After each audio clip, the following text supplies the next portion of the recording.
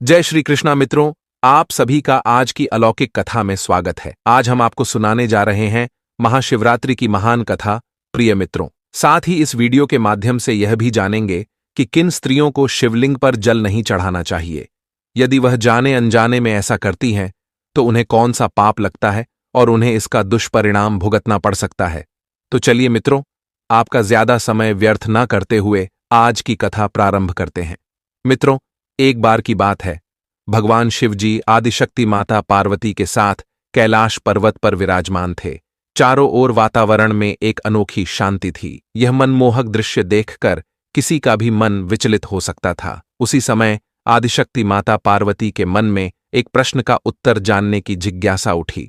तभी उन्होंने बहुत ही व्याकुल मन से भगवान शिव जी से कहा, हे नाथ, आज मैं आपके मुख से महाशिवरात्रि का महात्म्य सुनना चाहती हूँ और यह जानना चाहती हूँ कि वह कौन सी स्त्रियां हैं जिन्हें शिवलिंग पर जल नहीं चढ़ाना चाहिए। माता पार्वती का प्रश्न सुनकर भगवान शिव जी मंद मुस्कान के साथ बोले, हे देवी पार्वती, आज आपने संसार के हित के लिए अति उत्तम प्रश्न किया है। हे देवी, जो भी स्त्री पुरुष इस महाशिवरात्रि की कथा को सच्ची श्रद्धा से मेरा चिंतन करते हुए सुनता है, उसके सहस्त्रों पाप नष्ट हो जाते हैं। इस कथा का श्रवण करने मात्र से मनुष्य के घर के दुख दरिद्र समाप्त हो जाते हैं, उसके सभी मनोरथ पूर्ण हो जाते हैं और उस पर स्वयं मेरी कृपा दृष्टि बनी रहती है। मित्रों, भगवान शिव जी की यह बात सुनकर माता पार्वती हाथ जोड़ते हुए कहती हैं, हे नाथ, आप कथा कहिए। मैं आपको वचन देती हूँ कि इस कथा को ध्यानपूर्वक पूरा सुनूंगी और इस कथा का समस्त लोकों में प्रचार प्रसार करूंगी। तभी भगवान शिव जी कथा सुनाते हुए कहते हैं,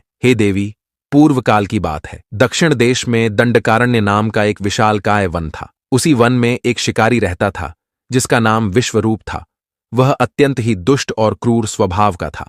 उसके अंदर तनिक मात्र भी दया भाव नहीं थी। वह सदैव क्रूरता के काम किया करता था। वह प्रतिदिन सुबह उठकर वन में चला जाता और वहां जाकर मृग को तथा अन्य पशुओं को मारकर उन्हें अपना शिकार बना लेता था। आगे भगवान शिव जी कहते हैं, हे देवी, उन बेजुबान और असहाय जानवरों को मारते समय उसे थोड़ा सा भी भय नहीं लगता है। वह इतना दुष्ट था कि जंगल से आने जाने वाले राहगीरों को लूट लेता था। यदि कोई राहगीर धन देने से मना कर देता तो उसे वह मृत्यु के घाट उतार देता था। उसने अपने जीवन काल में कभी कोई पुण्य का कार्य नहीं किया था। इस प्रकार से पाप कर्म करते हुए उस दुरात्मा शिकारी को बहुत समय बीत गया। फिर एक दिन महाशिवरात्रि के व्रत का दिन आ गया, किंतु मित्रों, वह दुष्ट शिकारी तो नास्तिक था। उसके अंदर भगवान के प्रति कोई श्रद्धा भाव तो थी नहीं, इसलिए उसे महाशिवरात्रि व्रत के बारे में कुछ भी नहीं पता था। जब वह सुबह उठा तो उसकी पत्नी और माता पिता भूख से पीड़ित होकर उसके पास आए और उससे विनती करते हुए बोले, हे वृक्षक, हम सबको बहुत भूख लगी है, कृपया जंगल से जाकर कुछ खाने के लिए ले आइए। अपनी पत्नी और माता पिता के निवेदन करने पर वह शिकारी तुरंत उठा और झोपड़ी के अंदर गया। धनुष बाण उठाया और पीने के लिए एक पात्र में पानी भरकर शिकार करने के लिए जंगल की ओर चला गया। मित्रों, उस दिन शिकारी विश्वरूप ने सारा दिन जंगल में शिकार की खोज की, परंतु उसे जंगल में ना कोई हिरण दिखा और ना कोई अन्य जानवर दिखा। वह दिन भर हाथ में धनुष लेकर जंगल में इधर उधर घूमता रहा, लेकिन उसे भोजन की प्राप्ति के लिए कोई भी जानवर नहीं मिला और इधर शाम भी हो रही थी। भगवान सूर्यदेव अपने प्रकाश की अंतिम लालिमा बिखेर रहे थे। यह देखकर वह शिकारी बहुत व्याकुल हो उठा और सोचने लगा, आज तो कोई भी शिकार नहीं मिला। घर में बच्चे मेरे आने की राह देख रहे होंगे। मेरे माता पिता जो भूख से व्याकुल होकर मेरी राह देख रहे हैं, उनका क्या होगा? उनकी क्या दशा हो गई होगी? उनके लिए मुझे कुछ न कुछ भोजन लेकर ही घर लौटना चाहिए, अन्यथा वह भूख के कारण अपने प्राण त्याग देंगे। यह सोचकर वह शिकार की खोज में जंगल के भीतर चला जाता है। तभी उसकी नजर एक सरोवर पर पड़ी। सरोवर को देखकर उसके मन में खुशी की उमंग जागृत हो उठी और वह सरोवर के समीप खड़ा होकर सोचने लगा, कोई ना कोई प्राणी सरोवर में पानी पीने के लिए आएगा। उसी समय मैं उस पर अपने धनुष बाण से प्रहार कर दूंगा और उसे अपना शिकार बना लूंगा। फिर उसे अपने साथ घर ले जाऊंगा। ऐसा निश्चय करके वह एक विशालकाय बेल के वृक्ष पर चढ़कर बैठ गया और सरोवर पर अपने शिकार के आने की राह देखने लगा और सोचने लगा, पता नहीं कब कोई प्राणी पानी पीने के लिए आएगा और कब मैं उसे मारूंगा। मित्रों, शिकार की प्रतीक्षा करते करते शाम हो चुकी। उधर सूर्यदेव अस्त हो चुके थे, किंतु उस सरोवर पर कोई भी प्राणी पानी पीने नहीं आया। वह शिकारी भूख प्यास से पीड़ित होकर उसी पेड़ पर बैठा रहा। थोड़ी देर बाद रात्रि का पहला पहर प्रारंभ हो गया। तभी उस सरोवर के पास एक हिरनी उछलते कूदते हुए पानी पीने के लिए आती है। मित्रों, उस हिरनी को सरोवर के पास देखकर उस शिकारी को बहुत खुशी हुई और उसने तुरंत उस हिरनी को मारने के लिए अपने तरकश से बाण निकाला और धनुष पर रखकर प्रत्यंचा खींची। उसी समय पात्र में रखा हुआ जल और कुछ बेलपत्र नीचे गिर पड़े। मित्रों, वह जल और बेलपत्र उस वृक्ष के नीचे एक प्राचीन शिवलिंग था। उसके ऊपर जा गिरे जल और बेलपत्र के शिवलिंग पर गिरने से उस शिकारी की पहले पहर की पूजा संपन्न हो गई, जिससे अनजाने में ही उस शिकारी के समस्त पाप तत्काल नष्ट हो गए। उधर वृक्ष से जब जल गिरा तो उसकी आवाज सुनकर हिरनी सतर्क हो गई और उसने वृक्ष की ओर देखा तो पेड़ पर एक शिकारी अपने हाथ में धनुष की प्रत्यंचा खींचकर उसका शिकार करने के लिए निशाना लगा रहा था। शिकारी को देखकर वह हिरनी घबरा गई और उसने डरते हुए शिकारी से कहा, हे व्याध, ठहर जाओ, कृपया मेरा शिकार मत करना, अन्यथा तुम्हें पाप लगेगा। मित्रों, हिरनी की यह बात सुनकर शिकारी जोर जोर से हंसने लगा और उसने हंसते हुए कहा, हे हिरनी, आज मेरे परिवार के लोग भूखे हैं, इसीलिए मैं तुम्हें मारकर अपने साथ ले जाऊंगा और उनकी भूख मिटाऊंगा। शिकारी की यह बात सुनकर वह हिरनी अत्यंत दुखी हो गई और सोचने लगी, अब मैं क्या करूं, इस शिकारी से खुद की रक्षा कैसे करूं।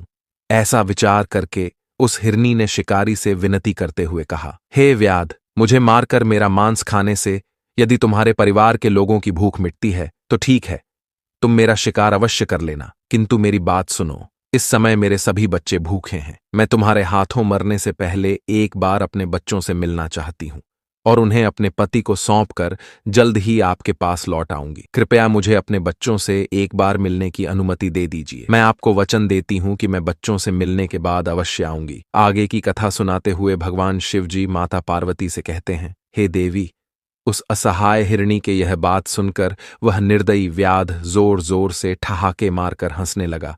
उसे हिरणी की बातों पर यकीन नहीं हुआ और उसने दोबारा से उस पर निशाना लगा दिया। ये देखकर वह हिरणी बहुत डर गई और करुण स्वर में भयभीत होकर उस शिकारी के सामने विनती करते हुए बोली, हे व्याध, मैं तुम्हारे सामने शपथ खाती हूं कि मैं अपने बच्चों को उनके पिता के पास सौंपकर अवश्य लौट आऊंगी।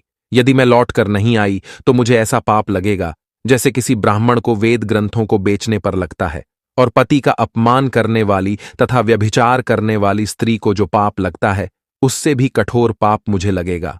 यदि मैं लौट कर नहीं आई तो मित्रों, ऐसी कठोर शपथ खाने के बाद वह हिरणी चुप हो गई। उस हिरणी के मुख से ऐसे वचन सुनकर उस शिकारी को उस हिरणी पर विश्वास हो गया और वह कहने लगा, हे हिरणी, ठीक है, अब तुम अपने बच्चों से मिलने के लिए जाओ और जल्दी लौट कर वापस आ जाना। मैं इसी सरोवर के पास तुम्हारे वापस आने की प्रतीक्षा कर रहा हूं। फिर वह हिरणी शिकारी का धन्यवाद करते हुए बहुत ही प्रसन्नता के साथ सरोवर में पानी पीकर अपने बच्चों से मिलने के लिए चली गई। इतने में ही रात का पहला पहर शिकारी के द्वारा जागते ही जागते बीत गया और रात्रि का दूसरा पहर शुरू हो गया। तभी सरोवर के पास उस हिरनी की बहन आ गई जो अपनी बहन को खोज रही थी। उसे देखते ही उस शिकारी ने तुरंत उस पर धनुष बाण से निशाना लगाया। तभी उसके पास रखे हुए पात्र से पानी बेलपत्र के साथ दोबारा से शिवलिंग पर गिर गया। इस प्रकार से उस शिकारी द्वारा दूसरे पहर की भी पूजा संपन्न हो गई। मित्रों, पेड़ से पानी गिरने की आवाज आते ही उस हिरणी की बहन ने पेड़ के ऊपर देखा तो उस पर एक शिकारी हाथ में धनुष बाण लिए हुए बैठा था। शिकारी को देखते ही उस हिरणी की बहन ने घबराते हुए कहा, हे वन्यजीव शोधक, मेरी बात सुनो, मैं अपने आप को बहुत भाग्यशाली समझ रही हूं। आज मेरा जीवन सफल हो जाएगा क्योंकि मेरे इस शरीर को खाने से किसी की तृप्ति हो रही है, परंतु तुम मुझे अभी मत मारना। घर पर मेरे छोटे छोटे बच्चे हैं जो मेरे आने की प्रतीक्षा कर रहे हैं। आप मुझे एक बार उनसे मिलने के लिए जाने दो, मैं उन्हें अपने पति को सौंपकर तुरंत लौट आऊंगी। फिर वह शिकारी कहने लगा, मुझे तुम्हारी बात पर विश्वास नहीं है, मैं तेरा शिकार अवश्य करूंगा, पहले ही मैं एक शिकार खो चुका हूं। यह बात सुनकर वह हिरणी भगवान विष्णु की शपथ खाकर कहने लगी, हे वन्यजीव शोधक, मैं जो कहती हूं उसे ध्यान से सुनो। यदि मैं लौट कर ना आऊं तो मैंने आज तक जो भी पुण्य किया है वह इसी क्षण नष्ट हो जाए, क्योंकि जो वचन देकर तोड़ देता है उसके सारे पुण्य नष्ट हो जाते हैं। जो पुरुष अपनी पत्नी को त्याग कर दूसरी स्त्री के पास जाता है, जो भगवान विष्णु का भक्त होकर भी शिव जी की निंदा करता है, जो अपने माता पिता का श्राद्ध नहीं करता, ऐसे लोगों को जो पाप लगता है वही पाप मुझे लगे यदि मैं लौट कर ना आई तो मित्रों। उस हिरणी की बहन की बात सुनकर शिकारी का हृदय द्रवित हो उठा और उसने उस पर दया दिखाते हुए कहा, हे हिरणी, ठीक है, तुम जाओ और शीघ्रता से लौट कर आओ। फिर वह हिरणी की बहन भी जल पीकर अपने बच्चों से मिलने के लिए चली गई। इधर शिकारी उनके वापस आने की प्रतीक्षा करने लगा और धीरे धीरे रात्रि का दूसरा पहर भी समाप्त हो गया। अब रात्रि का तीसरा पहर आरंभ हो गया, किंतु वह दोनों हिरणी लौटकर नहीं आई। तभी उसकी नजर एक हिरण पर पड़ी। वह बड़ा ही तंदुरुस्त और हष्टपुष्ट था। हिरण को देखकर शिकारी बहुत खुश हो गया और उसने धनुष पर तीर चढ़ाया और निशाना लगाया। ऐसा करते समय फिर से थोड़ा सा जल और बेलपत्र नीचे शिवलिंग पर गिर गया। इस प्रकार उसके द्वारा भगवान शिवजी की तीसरे पहर की भी पूजा संपन्न हो गई। जब पेड़ के ऊपर से पत्तों की आवाज आई तो उस हिरण ने ऊपर की ओर देखा तो उस पर एक शिकारी धनुष बाण लिए हुए बैठा था। शिकारी को देखते ही वह हिरण घबरा गया और डरते हुए बोला, हे व्याध, आप यह क्या कर रहे हो? रुक जाओ। हिरण की बात सुनकर शिकारी रुक गया और हिरण से कहा, हे मृग, मैं अपने परिवार के लिए भोजन की तलाश में हूं, इसीलिए अब मैं तुम्हारा शिकार करने जा रहा हूं। तभी हिरण ने विनती करते हुए कहा, हे व्याध, अगर तुमने यहां पर आई हुई मेरी पत्नी और उसकी बहन को मार डाला है तो आप बिना विलंब किए इसी समय मेरे भी प्राण ले लो, क्योंकि उनके बगैर मैं जीवित नहीं रह सकता। जिस प्रकार से तुम्हारे लिए तुम्हारा परिवार महत्वपूर्ण है, उसी प्रकार से मुझे भी मेरा परिवार अत्यंत प्रिय है। यदि तुमने उन्हें जीवन दान दिया है तो मैं आपका आभार प्रकट करता हूं और मुझे कुछ समय के लिए उनके पास जाने दो। मैं अपनी पत्नी से मिलकर वापस आ जाऊंगा। उस हिरण की ऐसी बात सुनकर शिकारी को बहुत आश्चर्य हुआ। उसके मन में रात भर का सारा घटनाक्रम घूमने लगा।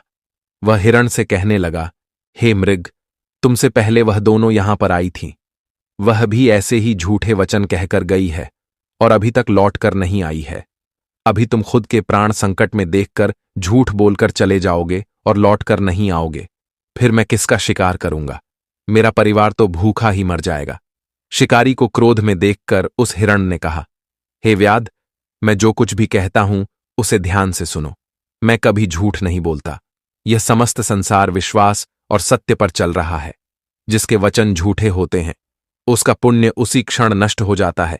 इसीलिए हे व्याध, तुम मेरी प्रार्थना सुनो। शिवरात्रि में भोजन तथा सहवास करने से जो पाप लगता है, झूठ बोलने से जो पाप लगता है और किसी गरीब और असहाय का बलपूर्वक धन हड़पने से जो पाप लगता है, वही पाप मुझे लगे।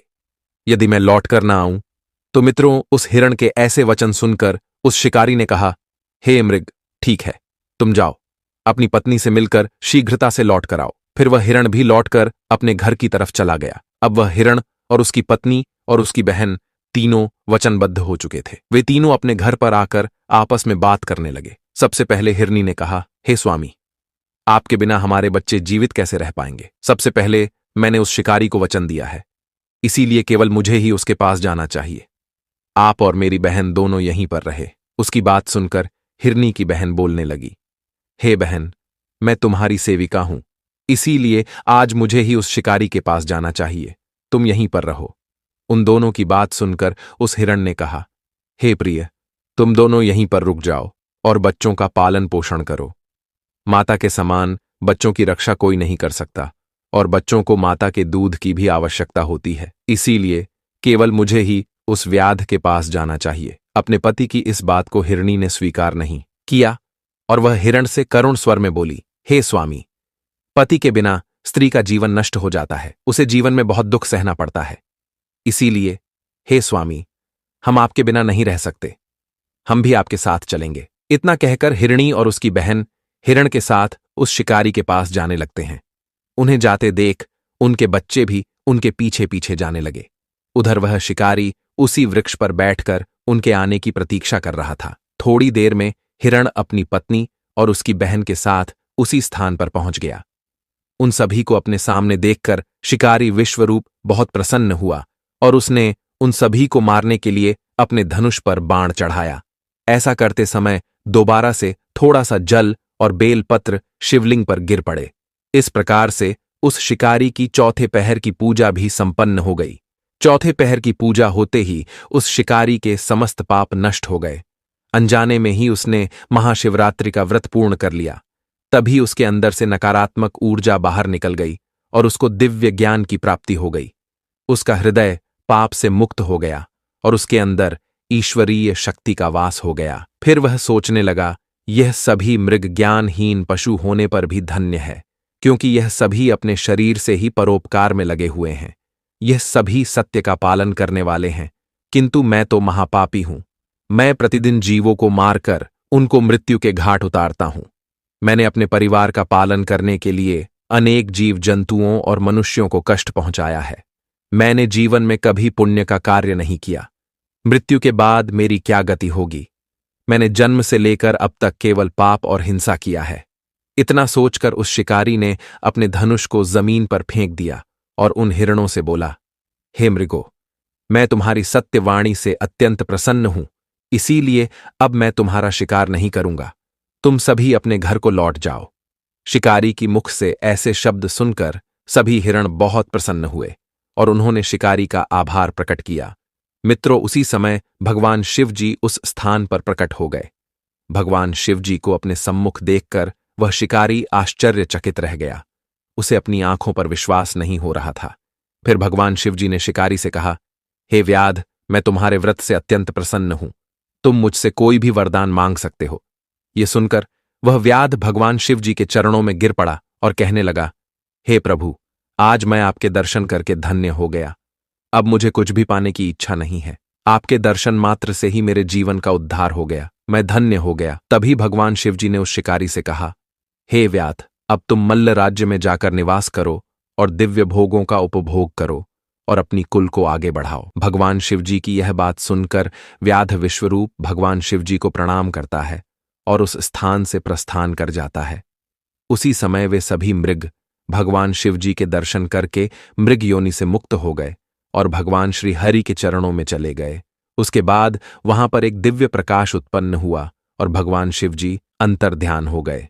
मित्रों, आगे भगवान शिव जी माता पार्वती से कहते हैं, हे देवी, जो भी मनुष्य जाने अनजाने में महाशिवरात्रि का व्रत करता है, उसका मैं सदैव उद्धार करता हूं और उसे समस्त पापों से मुक्ति मिल जाती है। आगे भगवान शिव जी कहते हैं, हे देवी, इस प्रकार से आज की यह कथा समाप्त हुई। इस प्रसंग को सुनने के बाद आपने महाशिवरात्रि व्रत का महामत्य जान लिया होगा। तभी माता पार्वती कहती हैं, हे नाथ, अभी आपने मेरे दूसरे प्रश्न का उत्तर नहीं दिया है। मेरा दूसरा प्रश्न यह है कि किन स्त्रियों को शिवलिंग पर जल नहीं चढ़ाना चाहिए? यदि वह ऐसा करती हैं तो उन्हें कौन सा पाप लगता है? माता पार्वती के दूसरे प्रश्न का जवाब देते हुए भगवान शिव जी कहते हैं, हे देवी, अब मैं आपको आपके दूसरे प्रश्न का उत्तर देने जा रहा हूं। हे देवी रजस्वला, स्त्री को मासिक धर्म के दौरान किसी भी पूजन कार्य में शामिल नहीं होना चाहिए और विशेष रूप से उन्हें शिवलिंग पर जल नहीं चढ़ाना चाहिए, क्योंकि मासिक धर्म के दौरान वह अशुद्ध अवस्था में होती है। इस दौरान उन्हें शिवलिंग पर जल नहीं चढ़ाना चाहिए। वे दूर से ही हाथ जोड़कर प्रणाम कर सकती हैं। दूसरी बात, विधवा स्त्रियों को शिवलिंग पर जल नहीं चढ़ाना चाहिए। मित्रों, कहा जाता है भगवान शिव जी विवाह संस्थापक माने जाते हैं, इसलिए विधवा स्त्रियों को शिवलिंग पर जल नहीं चढ़ाना चाहिए। तीसरी बात, शुद्धता का पालन न करने वाली स्त्रियों को शिवलिंग पर जल चढ़ाने से बचना चाहिए और अपवित्र आचरण वाली स्त्रियों को शिवलिंग से दूर रहना चाहिए। यदि उनके विचार पवित्र नहीं हैं तो उन्हें शिवलिंग की पूजा करने से पहले आत्मशुद्धि करनी चाहिए। मित्रों, जो भी स्त्री इन नियमों का पालन नहीं करती है, उसे भगवान शिव जी के अपमान का दोष लगता था, क्योंकि शिवलिंग को भगवान शिव जी का प्रतीक माना जाता है। ऐसी स्त्रियों के जीवन में अशुभ फल प्राप्त होता है। उन्हें भगवान शिव जी के क्रोध का सामना करना पड़ सकता है। यदि कोई स्त्री विधि विरुद्ध शिवलिंग की पूजा करती है तो उसके जीवन में संतान प्राप्ति में बाधा आ सकती है या परिवार पर संकट आ सकता है। यदि कोई स्त्री शुद्धता का उल्लंघन करते हुए शिवलिंग की पूजा करती है तो उसे अकाल मृत्यु या दुर्भाग्य का सामना करना पड़ता है। मित्रों, आगे भगवान शिव जी माता पार्वती से कहते हैं, हे देवी, स्त्रियों को शिवलिंग की पूजा करते समय शुद्धता और धर्म के नियमों का पालन करना चाहिए। यदि कोई स्त्री इन नियमों का उल्लंघन करती है तो उसे पाप का भागी माना जाता है और उन्हें इस कुकृत्य कार्य के लिए दुष्परिणाम भुगतने पड़ते हैं। इतना कहकर भगवान शिव जी अपनी वाणी को विराम देते हैं। मित्रों, इस प्रकार से आज का यह ज्ञानवर्धक प्रसंग समाप्त हुआ। आशा करते हैं आपको यह प्रसंग पसंद आया होगा। एक बार सच्ची श्रद्धा से जय भोलेनाथ, जय हरि विष्णु अवश्य लिखें। प्रिय मित्रों, वीडियो देखने के लिए आप सभी का बहुत बहुत धन्यवाद।